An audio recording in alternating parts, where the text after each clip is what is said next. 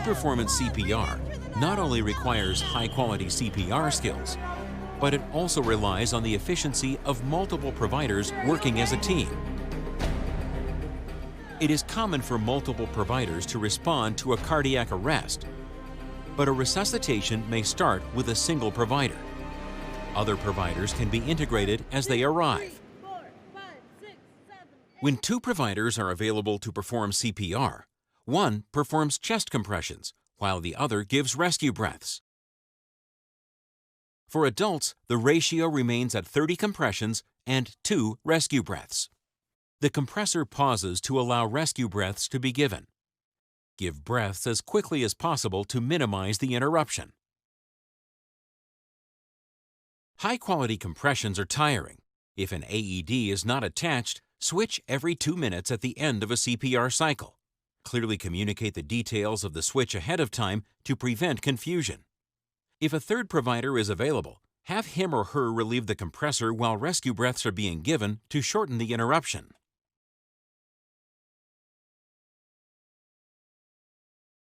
With 2 providers, use a 15:2 ratio of compressions and breaths for a child or infant.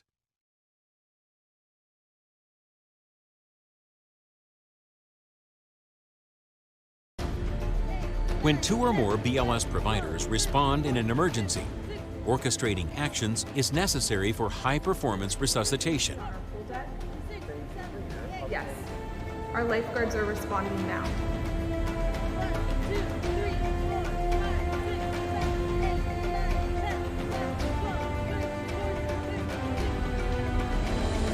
Stay clear of patient. Analyzing. Stay clear of patient. Shock advised. Stay clear of patient. Deliver shock now.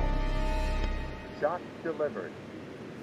It is important to recognize the common roles identified for a team resuscitation and be ready to assume any one of them.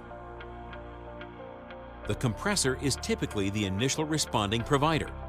A BLS assessment is done and CPR is started, beginning with compressions. When a second person is available, he becomes the ventilator and takes responsibility for maintaining an airway and giving rescue breaths. An AED operator brings and quickly attaches defibrillation pads without interrupting CPR. This person is also responsible for the efficient and safe delivery of defibrillation shocks. 1, 2, 3, 4, 5, 6, 7, 8, 9, 30. 1, 2, 3, 4, 5. Yes, I hear the sirens. Oh, they're here.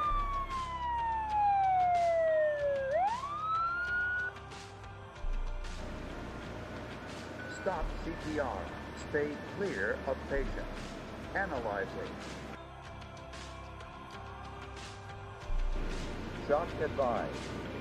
Stay clear of patient. Deliver shock now. Shock delivered. 1, 2, 3, 4, 5, 6, 7, 8, 9. The team leader takes a general perspective to supervise and improve overall team performance. What's the story? He was exercising in the water and then he collapsed. How long since you started? Effective team communication is essential. Speak calmly and in simple terms. 2 to 3 minutes. Was it witness? Yes.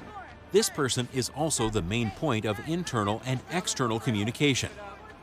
If you are asked to do something, repeat it back to confirm and reinforce the instructions.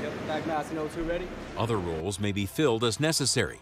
A second ventilator to help with the use of bag mask, or a scribe or reporter to document patient information, treatments, and intervention times. In the transition to more advanced care, additional roles for actions such as administering medications may be added.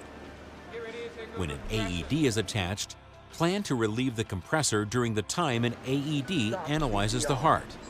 This typically occurs every 2 minutes. Are you guys clear? After a shock is delivered or no shock is indicated, the new compressor immediately resumes CPR, starting with compressions. After a resuscitation, A facilitated group discussion or debriefing lets team members reflect on the care provided. Debriefing identifies issues with skills, equipment, or established procedures. It also emphasizes and reinforces what was done well.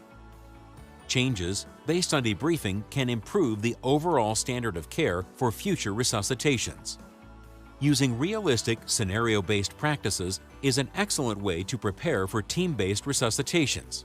Practice using a team approach. An advanced airway device may be inserted into the throat during a resuscitation to maintain an open airway. When an advanced airway device is in place, the mask from the bag mask is removed and the bag is attached directly to the device to ventilate.